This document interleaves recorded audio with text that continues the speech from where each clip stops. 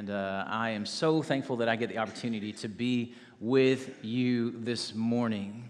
It seems, honestly, for me, as we as we continue in this series called Dreams and Detours, it seems like not too long ago, to be honest, even when I think about it, it makes me a little bit sick, where I had a detour in my life. January 12th, 2023. Maybe that date rings a bell for some of you if you live here in Griffin or in the surrounding counties. That was a specific time here in this area where tornadoes showed up here in Griffin.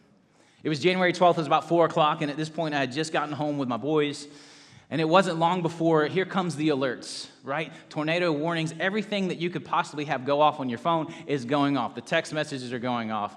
All of the alerts that you have for weather are going off. Even somehow, the Spalding County government is sending me stuff. I don't know how they're doing it, but it's coming to my phone, and they're telling me, and so I appreciate that. And so all the warnings, they're going off, right?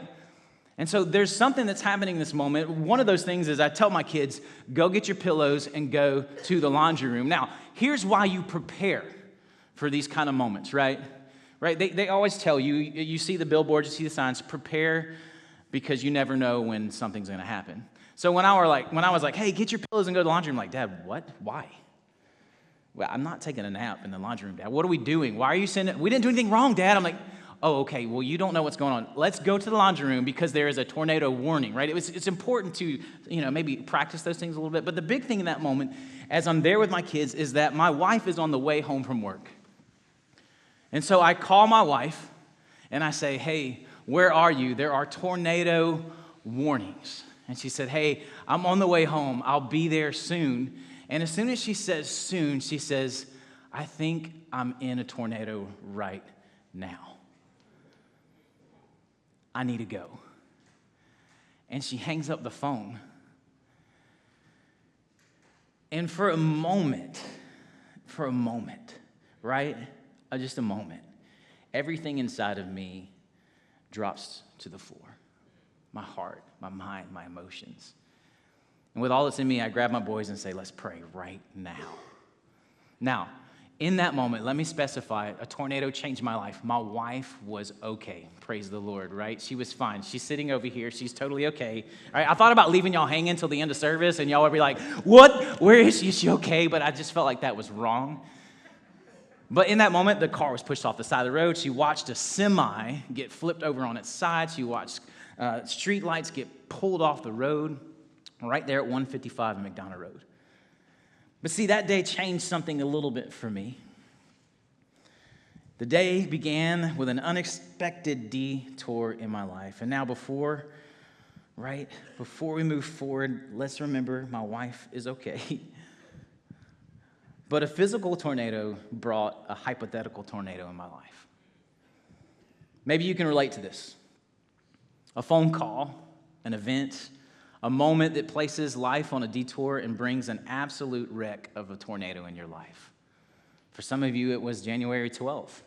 You were affected by those tornadoes. A lot of you stood in this space as this became the distribution center for our community, and you watched as families came in who were affected by this tornado. And sometimes it feels like that moment can have a greater impact than just the immediate impact that it brings. But here's the thing. Something that we need to understand today. We often think a moment defines a lifetime, but it's actually a lifetime that defines a moment. Last week, Josh asked us this question, and the question was a simple question. How many of you would say that your life has gone exactly the way you thought? Go back to little you, okay? Even my middle and high schoolers in here, go back to the little you, and you're like, one day life is gonna look like this. I'm gonna be a part of this, right? Life changes, it shifts. It's not exactly what we thought it would be. And I think that we probably all agreed last week that life has been more of a messy scribble than a straight line. It's not even up and down. It's just kind of circles, and it goes kind of crazy. And that we all have one thing in common. We have all been on detours in our lives. Every person in this room, follower of Jesus or not, you've been on a detour in your life. Something didn't go the way that you planned. The reality is you are either approaching a detour Some of you are in a detour, or some of you are coming out of a detour. And so the question last week was, how do you deal with detours? And we discovered this last week, right? That a change in our plans, like the detour is a change in our plans that God uses to develop us so we can arrive at a better destination. Like, this is the way that God works. As a follower of Jesus, this is what we believe. If you're here and you don't know Jesus, you're like, I don't know about that. Can I tell you that this is what God does? He takes the detours of life and he takes us to a better destination. And these things are called by our bad choices. They're caused by other people's choices. We learned that last week in the story that we're going to go into today, in the story of Joseph, and also by God's divine hand. And so last week, Josh unfolded the beginning story of this young man who's 17 years old. His name is Joseph. And some of you have known Joseph as the guy with the coat of many colors. Some of you know that he was the one thrown in slavery. Some of you know that eventually he was the one that brought Israel back to life because of what God did in his story and his line. But what we find last week is Joseph is a 17-year-old. He is a little prideful. His dad thinks he's the number one son. He gives him this special coat, and his brothers are jealous. And so what his brothers do is they begin to orchestrate a way to take his life. And he's been a little cocky, a little prideful, but to take his life seems extreme. He hasn't really done so. He's affected by some decisions he made, but more by the decisions that others have made. And so instead of killing him, they decide to throw him in a pit, leave him there, and then let him die. But then eventually they're like, no, let's actually sell him into slavery. And so they sold their 17-year-old brother into slavery and faked his death to his father. And so this is where we pick up in the detour in the life of Joseph, who has been sold as a 17-year-old into slavery. And this is where we pick up. We'll be in the book of Genesis, chapter 39. You're welcome to be on your phones and look at the Bible Lab. You're welcome to be in your Bibles, or it'll be on the screen if you want to read along with us. Genesis chapter 39, verse 1, it says, Now Joseph had been brought down to Egypt, and Potiphar, an officer of Pharaoh, the captain of the guard, an Egyptian, had bought him from the Ishmaelites who had brought him down there. And so we move into the space of life now where Joseph is settled into. He has been bought by basically the second person in charge. So we have Potiphar, who is like the king, the Pharaoh, and then we have his next in command, the number 2 most important person, this captain of the guard, Potiphar. And this is who Joseph is sold to. In Genesis chapter 39, verse 2, the Lord was with Joseph, and he became a successful man, and he was in the house of his Egyptian master. Now, if you're like me, you're like, this is a huge jump, okay? We went from sold into slavery, and now verse 2 seems like life might be somewhat okay. It's kind of okay. It says that the Lord was with Joseph. He became a successful man. He was in the house of Egyptian. But let's not forget where this man is, right? He's in slavery, right? He's being told whatever, you have to do this, and he gets nothing for it. But God makes him successful in this moment. And we see something that we can't miss, that we have to understand as we move through today. We talk about the detours in the life of Joseph, and it's this. It is that the Lord was with Joseph. And that word with, it means this, together with. It means he was together. He was alongside. And so sometimes we look at this story and we try to figure out how does this work? How can God be with him? But it's evident throughout this passage that Joseph had God with him. So whether you believe in Jesus today or you're here trying to figure out if this, maybe you showed up today because I believe there might be somebody here and you're like, what is this new building on Solomon and Fifth? It looks really cool. And now you're in here and like, oh shoot, this is a church. Hey, we're glad you're here. We're so thankful that you're here. Or maybe you're a follower of Jesus. Can I tell you right now, the detour that you're in your life, God is together with you. He is near. In Joseph's detour, God was near. And so as we pick up in this passage, we now find that Joseph has gone from a 17-year-old to a 25-year-old. So we have almost 8 years where we've seen Joseph develop, and we see this story come to. In Genesis chapter 39, verse 3 through 4, we find some more consistencies in the life of Joseph. His master, talking about Joseph's master, saw that the Lord was with him. It was even evident to others, and the Lord caused all that he did to succeed in his hands. And so Joseph found favor in his sight and attended him, and he made him overseer of his house and put him in charge of all that he had. And something's happening in the detour in the life of Joseph. From slavery now to be he's now put in charge.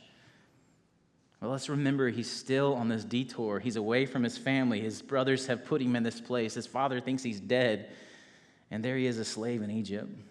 But again, we find these two important things. The Lord was with him, and the Lord caused.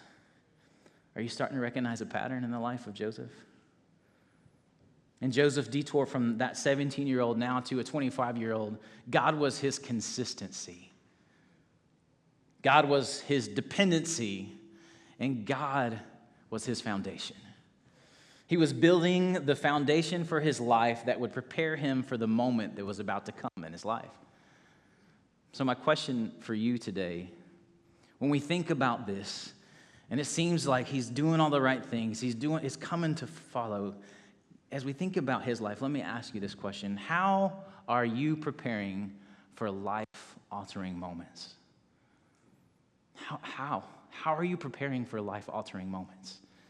Right, as we think about this series that we're in, we think about detours and the dreams that we have, like there comes a point where we have to go to this story and we see there's some preparation happening in the life of Joseph. How are you preparing? Because for Joseph, a moment was coming, and we start to discover something about this Joseph.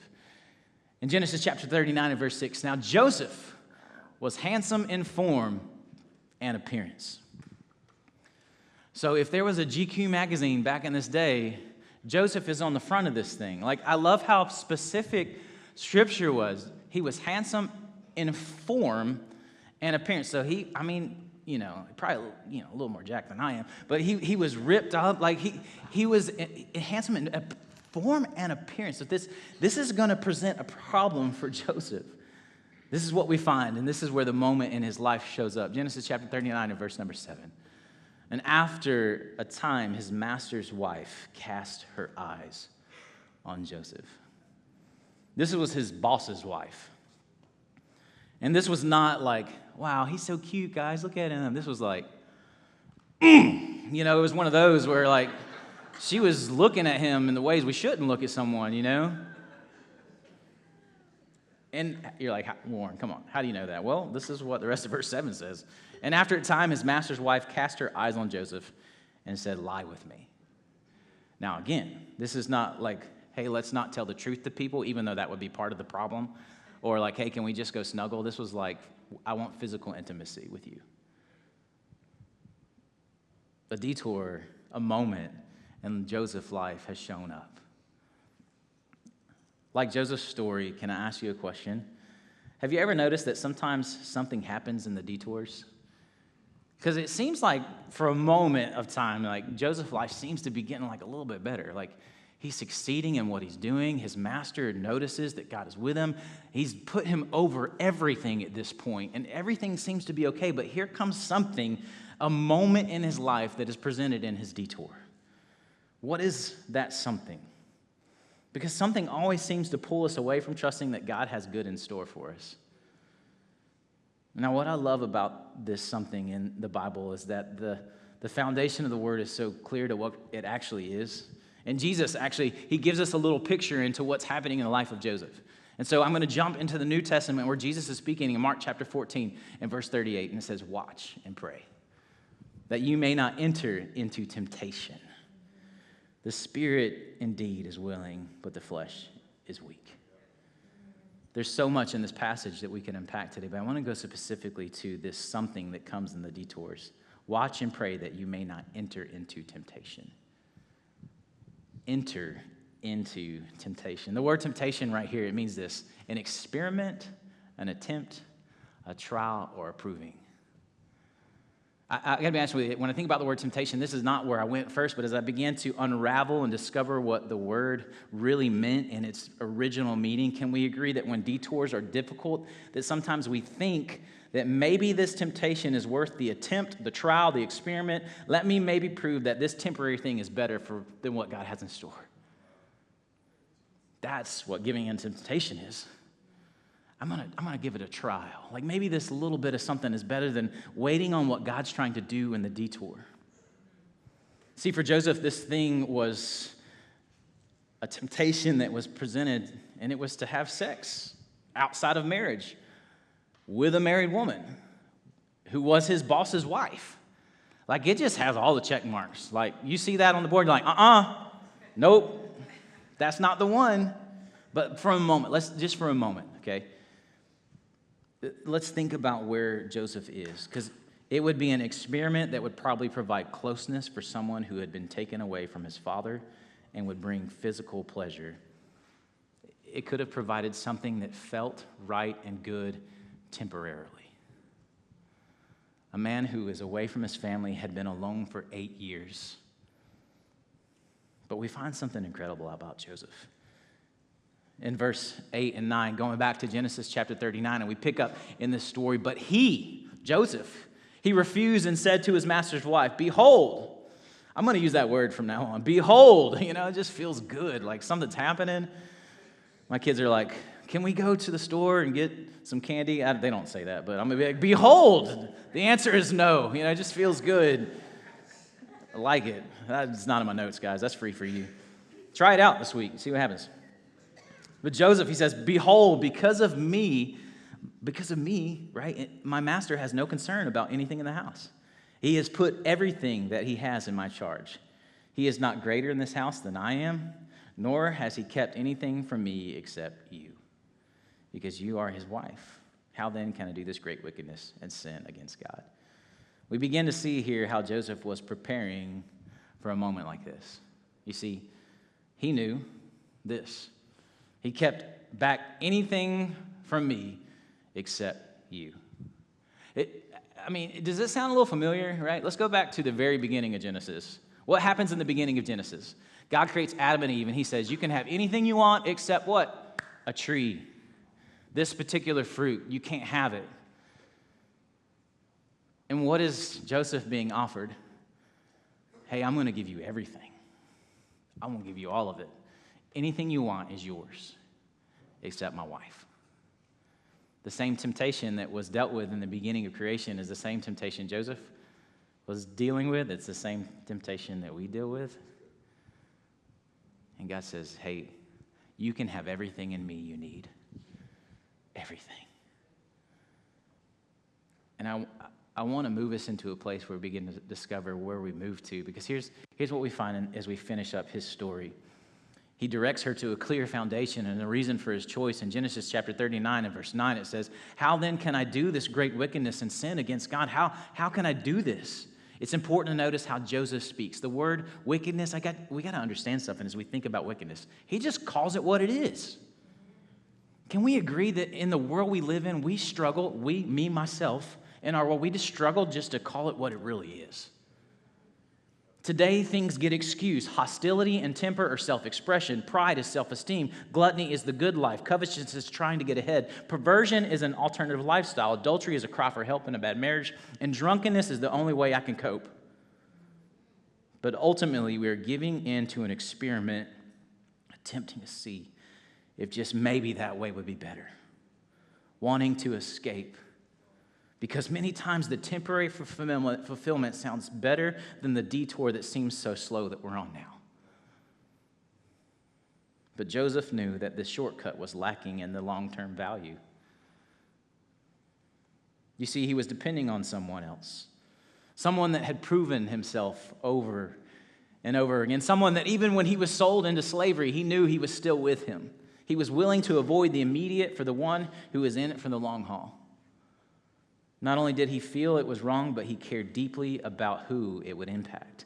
You see, in the next part of that passage, he says, how then can I do this great wickedness and sin against God? In other words, the most important thing for me is my faithfulness to the one who has been faithful to me. And so how did he do it? How did Joseph do this? How did he end up in a detour in life and then a moment showed up where it was easy to navigate away and say, you know what, maybe this moment is better than what I'm experiencing now. This seems easy. You see, we have to understand that self-control is much like a physical muscle. In order to build it, you have to exercise it. You can also tire it out. You can fatigue it.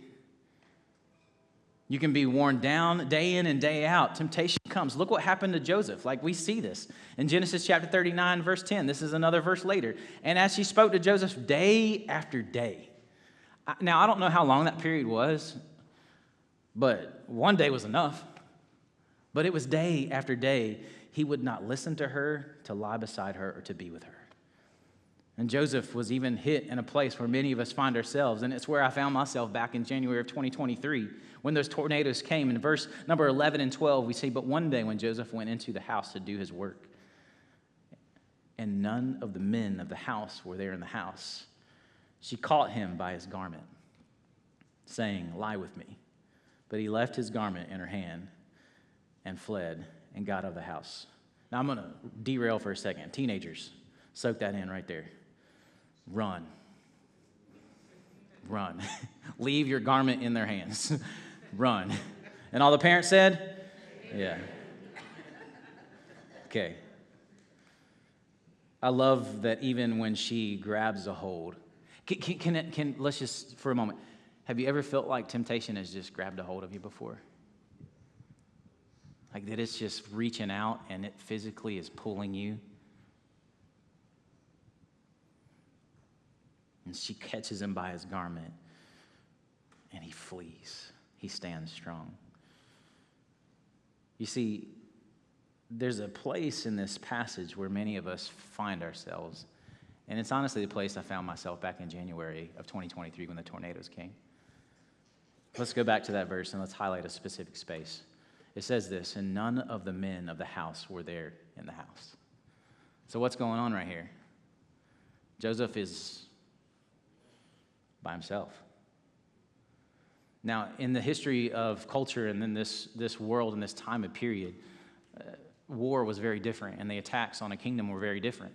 In today's world, right, you can drop a bomb on someone. In this time and era, it was hand-to-hand combat. And so guards were always stationed everywhere in order to keep those that need to be safe. And so Joseph, right, Joseph would have more than likely noticed that this was the case. He would have had to pass guards to get where he was going, but he finds himself alone. Here's the thing that I think we need to understand. The greatest temptation in the detour is to isolate and indulge. Like, being alone is the number one way the enemy is going to come at us. The enemy works to tell you that no one will understand what you're going through, so he pushes you to isolate yourself because in isolation is where he's strongest. We know this because 1 Peter 5:8 says, "Be sober-minded, be watchful. Your adversary, the devil, the one who's against you, prowls around like a roaring lion, seeking someone to devour." Now, it doesn't say he prances around like a sheep looking for people to bah. Like, that's not what it says. It says he is a lion seeking someone to devour. Now, when does a lion devour and seek out the most? When someone's what? When the prey's in isolation. They're going to move someone away from the herd. They're going to look for the one who's weak and can't keep up with the herd, and then the lion's going to attack. This is the same way the enemy attacks. Outside of the pack, their stray is the weakest. And this is where I found myself a few days after the tornado. I found myself alone.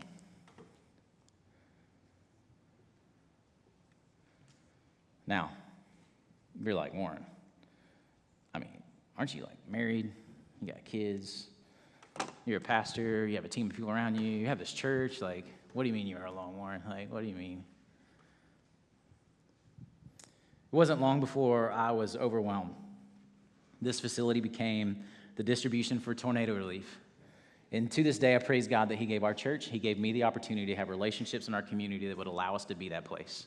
And I only know by the divine hand of God that that's why it happened. Similar to the story of Joseph, right? We knew that God was with us in that moment. It was a good thing. Where Joseph was, it seemed it was a good thing. God had given him the ability to be over everything. But in that moment, I was trying to navigate emergency response from all across the country, locally, in the midst of attempting also to salvage a basketball season with our Spalding United, plus be a husband, a father, a friend, and a pastor. But somewhere along the way, the enemy told me, you're by yourself. You're alone. You don't need anybody. Nobody understands what you're going through. Nobody gets it. Just isolate yourself and indulge. And so indulge I did. I found myself comforting myself truthfully and honestly with food. Distracting myself with my cell phone. And I dug deep and tried to find the ability to forget how I felt by working more than I should have. All because I gave in to being alone. You see, here's the thing we need to understand about this word. This is a choice. You choose this. You say, well, no. I don't choose to be alone. No, you make this choice. Look around you. You're not alone. You make this choice, and that's a choice that I made personally. And I just felt like the enemy was moving me to a space where he's saying, no one understands, no one gets you, no one can help you, so just isolate and indulge. And it was on the couch with my counselor. Counseling's great, guys. Do it. That God finally opened my heart. One sentence from my counselor changed everything. I was seeing him about once a month. Came in that day, just was going to plow through conversation. And he says, and maybe this wouldn't be difficult for you, but for someone who felt like everything was on his shoulders, he said, you need to come see me once a week. You can't do this alone. I passed it off and said, whatever, cool, thanks. I got this. I got in the car and I wept uncontrollably. You see, for the longest time, my temptation was to be alone, and I had forgotten something. I had forgotten that a lifetime is what defines a moment. I mean, I've known Jesus since I was a boy, and God has been faithful always. I'd forgotten that He'd placed around me my wife, my family, my friends, this church. I'd forgotten 1 Corinthians chapter 10 and verse 13. No temptation has overtaken you that is not common to man. God is faithful, and He will not let you be tempted beyond your ability. But with temptation, He will provide the way of escape that you may be able to endure it. That's beautiful. But can I tell you something, honestly? It still calls me. It calls me still. It says you don't need people. You can do it alone. Make the choice. This temptation is ever growing and constantly in front of me. But something's happened. You see,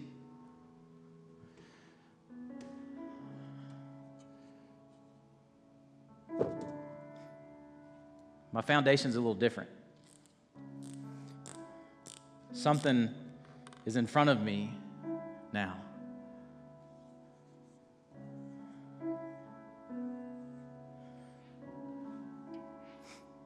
God. Right? I can still see that temptation, and I can still see that I have this moving and this temptation to be alone, but God is there. And He's given me ways to discover who He is through His Word, through prayer, through this church, through others. And there's the one that we can't miss. God has given us others.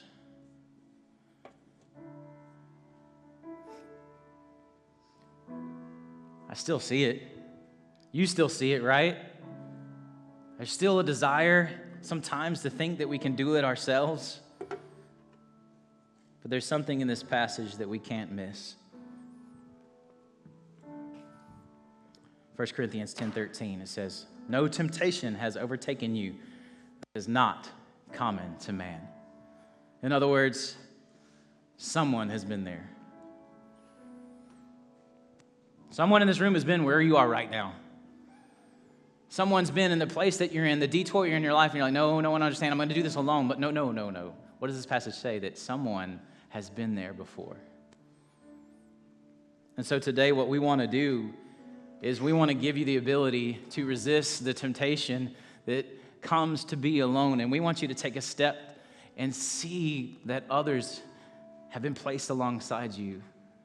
That God has put you in this space for a reason and put the people around you for a reason. And so today there's cards in front of you or in the seat underneath you, and they say on this side, city groups. And city groups here at City Church is our way to connect you to others and to set the foundation for a life that prepares you for the moments that come. And we're going to share some more about this here in a moment, but what I'd love to do right now is I'd love to ask you this question. How are you preparing for the moments? How? Because the moments are going to come. The temptation is going to come. You're going to leave here today and it's going to show up in front of you. How are you preparing?